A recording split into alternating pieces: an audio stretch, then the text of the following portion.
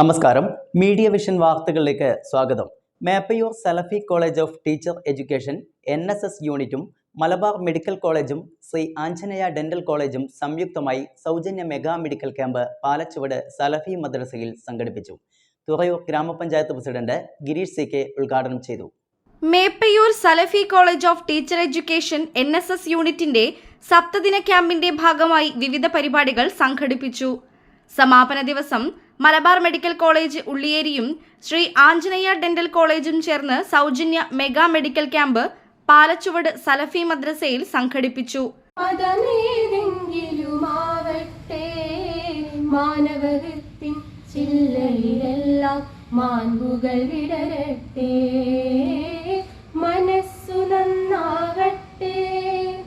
ഹൃദയരോഗ വിഭാഗം, വൃക്കരോഗ നിർണയം, ദന്തരോഗ വിഭാഗം, BP, ഷുഗർ പരിശോധന, ജനറൽ മെഡിസിൻ എന്നീ വിഭാഗങ്ങളിലായിരുന്നു ക്യാമ്പ്.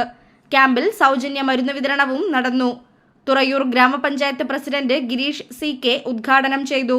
പാവപ്പെട്ട കുട്ടികളെ തൊഴിൽ പഠിപ്പിക്കാൻ ആവശ്യമായ ഒരു സാഹചര്യം സൃഷ്ടിക്കണമെന്നുണ്ട്. അതിന് പഞ്ചായത്തിൻ്റെ ഒക്കെ സഹായം വേണമെന്നുണ്ട്. പഞ്ചായത്തിൻ്റെ ഒക്കെ സഹായം വേണം. എന്തിനാണ്? സമൂഹത്തിലെ ഏറ്റവും പാവപ്പെട്ട ആൾക്കാരെ കണ്ടെത്തി അവർക്ക് നന്മ ചെയ്യാൻ. ആ മനസ്സിനാണ് നമ്മൾ കൊടുക്കേണ്ട കയ്യടി. സലഫി എന്ന് പറയുന്നത് അതാണ്.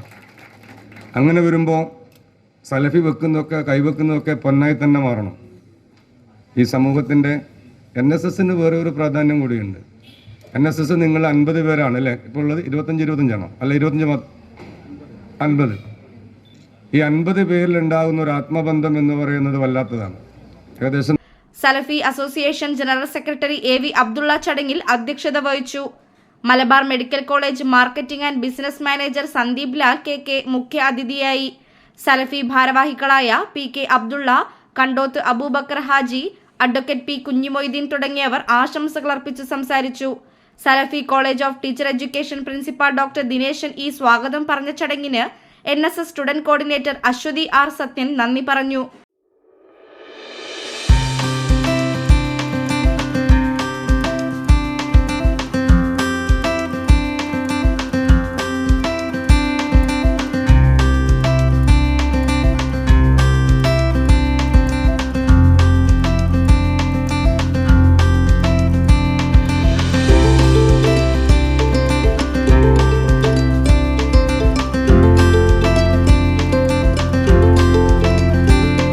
സപ്തദിന ക്യാമ്പ് നല്ലൊരു അനുഭവമായി മാറിയതായി NSS ക്യാമ്പ് അംഗങ്ങൾ പറഞ്ഞു. Meppayur Salafi college of teacher എഡ്യൂക്കേഷനിലെ first ക്യാമ്പായിരുന്നു ഞങ്ങളുടേത്.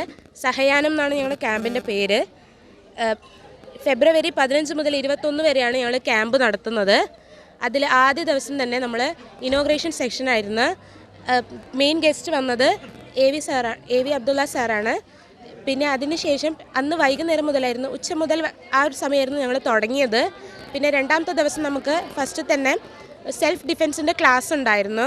Self defence for woman. വന്ന ഗസ്റ്റ് ഷീജ മാമും ജീജ മാമായിരുന്നു. കോളേജെല്ലാം നമ്മൾ ചൂസ് ചെയ്തത് സെഫ കോളേജായിരുന്നു. അപ്പോൾ സെഫ ഇൻസ്റ്റിറ്റ്യൂട്ടിൽ വെച്ചിട്ട് തന്നെയായിരുന്നു. ഇപ്പോൾ ക്യാമ്പിൻ്റെ രണ്ടാമത്തെ ദിവസം ഞങ്ങൾ പ്ലാൻ ചെയ്തത് ഞങ്ങൾ ചെയ്യുന്ന സർവേ പ്രൊജക്റ്റ് വർക്കുമായിട്ട് ബന്ധപ്പെട്ടിട്ടുള്ളൊരു ക്ലാസ്, ജീവിതശൈലി രോഗങ്ങളുമായിട്ട് ബന്ധപ്പെട്ടുള്ളൊരു ക്ലാസ്സാണ്. ജൂനിയർ ഹെൽത്ത് ഇൻസ്പെക്ടർ ആയിരുന്നു ആ ക്ലാസ് കൈകാര്യം ചെയ്തത്.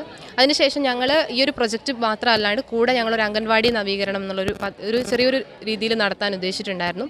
അതിൻ്റെ ഭാഗമായിട്ട് കുറച്ച് കുട്ടികൾ ചേർന്നിട്ട് അംഗൻവാടിയിലേക്കും ബാക്കിയുള്ളവർ നമ്മുടെ സഫ കോളേജ് തൊട്ട് ഈ ഒരു അംഗൻവാടി വരെയുള്ള ഭാഗം ക്ലീൻ ചെയ്യുക എന്നുള്ളതായിരുന്നു ഞങ്ങളുടെ രണ്ടാമത്തെ ദിവസത്തെ ദൗത്യം എന്ന് പറയുന്നത്.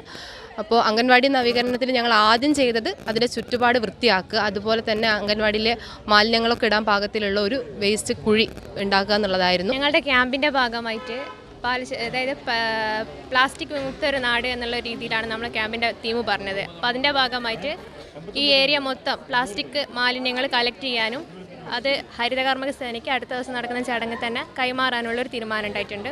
അതിനൊപ്പം തന്നെ ഈ ക്യാമ്പിൻ്റെ ഭാഗമായിട്ട് ഒരു അംഗൻവാടി നവീകരിച്ചു. കുറേയേറെ ആളുകളെ പരിചയപ്പെടാനും അല്ലെങ്കിൽ ജീവിത രീതിയായിട്ട് ഒത്തുപോകാനും അല്ലെങ്കിൽ നാട്ടുകാരുമായിട്ട് കൂടുതൽ ഇടപെടാനും സമൂഹമായിട്ട് കൂടുതൽ ഇടപെടാനൊക്കെ ഈ ഒരു ക്യാമ്പ് കൊണ്ട് നമുക്ക് സാധിക്കുന്നുണ്ട്. അതുപോലെ ആൾക്കാർക്ക്, അതായത് ഈ ഏരിയയിലുള്ള ആളുകളെയൊക്കെ പരിചയപ്പെടാനുള്ള ഒരു അവസരം കൂടി കിട്ടി. News bureau, media vision.